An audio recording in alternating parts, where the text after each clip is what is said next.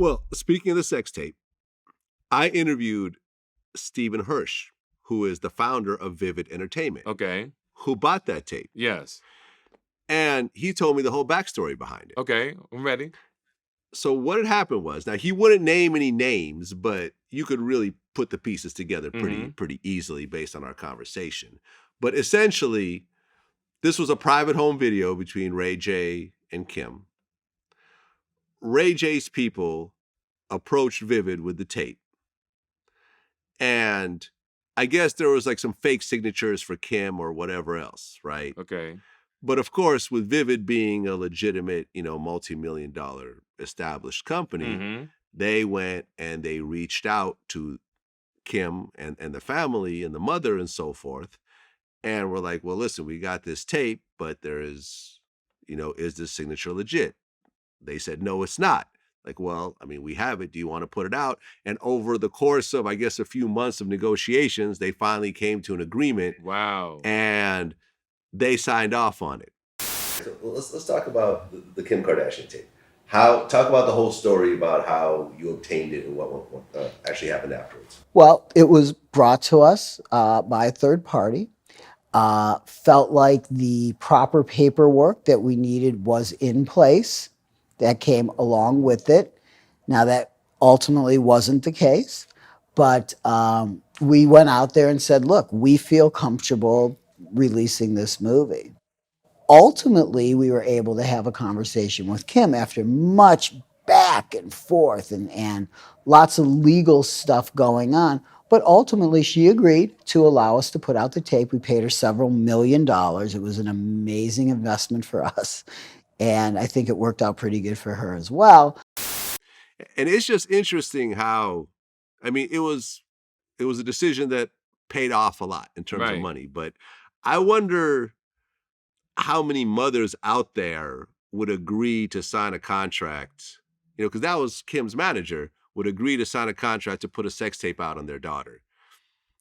I think that you would think that for most mothers, there is no price tag for that. Thank you. Because right now I'm sitting here saying to myself, would I do some shit like that?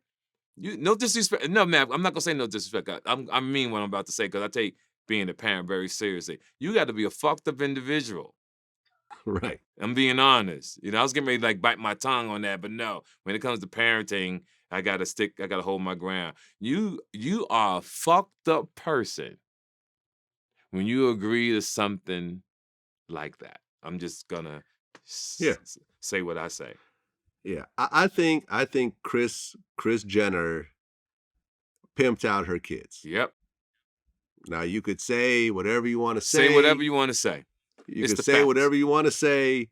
She felt what it was like to live large when her and Robert were married and they were hanging out with OJ and all the celebrities and the money was flowing. And after Robert left her, she was broke. Yeah. She was damn near homeless. She had a bunch of kids. Like how many kids is it? Four kids, right? She had 4 kids, didn't know what to do. And she probably said, I don't care what it takes. I'm never going to be broke again. I don't care what I have to do. Yep. I'm throwing all my morals out the window because I don't like being broke. Especially after tasting the good life. Because it's always worse when you've already tasted it. That is so true. That is so true. And, listen, so she got with Bruce Jenner, had a few more kids with him, turned his career around. And then, saw the big payday with her daughters. Yes. The son and I saw the tape. Did you see the process? Tape? I saw the tape. I wasn't impressed. I'm gonna Ray J. Ray J. Listen. I'm gonna be on some real shit. I don't know how that thing blew up, but it wasn't like Ray J put down some monster dick, right?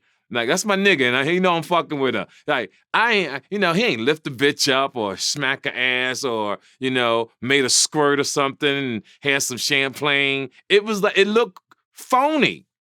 Like it was like, it wasn't no gangster type fucking and bitches is losing their mind, knocking on Ray J jaw and calling him talking about, can you do me the same way you did her?